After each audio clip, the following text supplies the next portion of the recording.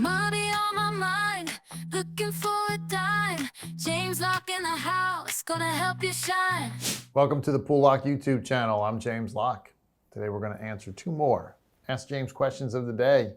The first question comes from Chris, who asks, a lot of financial advisors want to work with baby boomers because honestly, we're the ones that have the money. So why don't they know how to generate real income?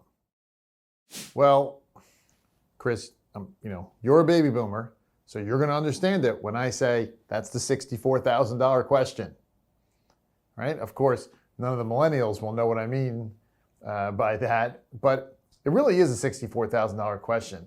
I have to tell you because traditionally, going back to the 60s, 70s, when people retired and generated income, it was always an income first, capital appreciation second approach.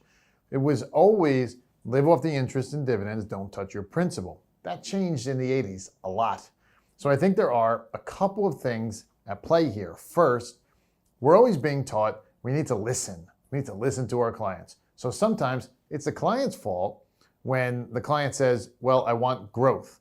And again, the advisor, though, doesn't have enough emotional intelligence to figure out, okay, they really mean they want their money to grow. They don't care if it comes from income or capital appreciation. That's what we've been talking about on episodes here for many, many times, where your income comes from, right? But to take it a step deeper, the other issue is that Wall Street and most of the big firms figured out something important. And by the way, most people, advisors, started big firms, right? The financial advisors didn't start by hanging their own shingle and becoming independent like we are.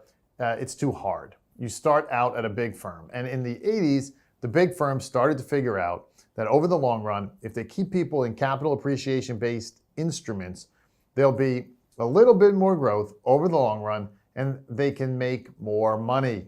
They can charge more in fees. They can charge more in commission. Here's the kicker, though. And this is really where it gets problematic for baby boomers. These big firms also discovered that volatile, growth-oriented portfolios create more dependency on the advisor. Think about it. If your portfolio is bouncing all around all the time, you're calling your advisor more often. You're more likely to make emotional decisions, and you need more hand-holding. That translates to more billable hours and more opportunities for the advisor to demonstrate their value, right? Most of the advisor population, they learn from these big firms. That's where they kind of cut their teeth. And in life, it's interesting. Our earliest paradigms are what shape our experiences. Think about it. If you were taught to go to the lake to fish using a worm on the end of a hook when you were a little kid, well, that's probably what you still do. Even though there are different types of bait and lures that are probably, a lot better, but that's your earliest experience that shaped your paradigm on how to fish, to use the worm on the hook. Well, the same is true with advisors, right? They get into the business often at a younger age, and they learn from these big firms. And the firms have an axe to grind. They want to keep people in capital appreciation-based investments so they can charge more in fees and commissions.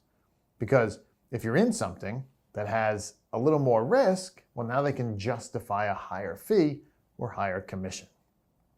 Here's another piece of the puzzle, and it's really important: the education system. Most financial advisors today are studying from textbooks or taking courses that were written during the bull market of the 80s and 90s into the 2000s. Right? The curriculum is heavily weighted towards modern portfolio theory and efficient market hypothesis. These are all academic concepts that sound great in theory, but don't address the practical reality of someone who needs $4,000 a month to pay their bills in retirement. Also, they get in the business at a younger age, and they're working with people in their 30s or 40s. They're working with people their own age, which, remember, for people that are in their 30s or 40s, capital appreciation first is a better approach. But then it gets so far in their innards, as you might say, that all of a sudden they never make that paradigm shift. They become stuck in their ways. So as they deal with older, Gen Xers, baby boomers coming in and saying they want growth, it just reinforces their approach is good. But they're failing to realize that the client's definition of growth and the advisor's definition of growth are two markedly different things. When a baby boomer says, I want growth, they typically mean I want my income to grow to keep up with inflation. When an advisor hears growth, they think stock appreciation and capital gains. The truth is, generating consistent, reliable income requires a completely different skill set and mindset than chasing capital appreciation. It requires understanding bond ladders, dividend-focused strategies, covered call writing, REITs, preferred stocks, and how to structure these investments to provide predictable cash flow. Many advisors simply haven't been trained in these income-generating techniques because they're not as profitable for the big firms. So I hope that can explain the disconnect, and that's partly why we do education like this to kind of show about why my equation that we always talk about, right? Growth equals income plus capital appreciation, and that's the important equation to remember for anyone approaching or in retirement, right? And understanding that equation, growth equals interest and dividends plus capital appreciation, is critical, right? So many people come in and they really don't understand what they have, right? Which tells me that it's a symptom that they just don't understand their advisor, right? The advisor, I'm sure, is disclosing it, but he's talking over their head, and people don't, want to feel stupid, so they're afraid to ask too many questions, men especially, right? Men just kind of go, right? And pretend they know what the advisor is talking about. Well, some do, and there's many that just don't have a clue, but they don't want to admit it because they don't want to sound stupid. And really, that's unfortunate. It's your money. You need to push back. Look, I'm sorry, I don't understand. Explain that in simpler terms. And if the advisor can't do that, if they keep going back into industry jargon, then maybe it's time you question whether or not you're with the right advisor. Remember, you're paying them to serve you, not to impress you with fancy terminology. Hey, great question. If you want to send in your question, you can do so. You can email them to poollock@poollock.com. All right, moving on, we have our second question. And this question is from Andrew, and he says, I have a 401k and I'm retiring very soon. What factors should I consider whether to roll it over or not out of the 401k? All right, Andrew, that is a great question about the factors to consider when deciding to roll over that 401k as you're preparing for retirement. Let's dive deeper into that. It's an important discussion. First, age. Age is a critical factor. If you're retiring between the ages of 55 and 59 and a half, leaving some money in your 401k might be advantageous. Why?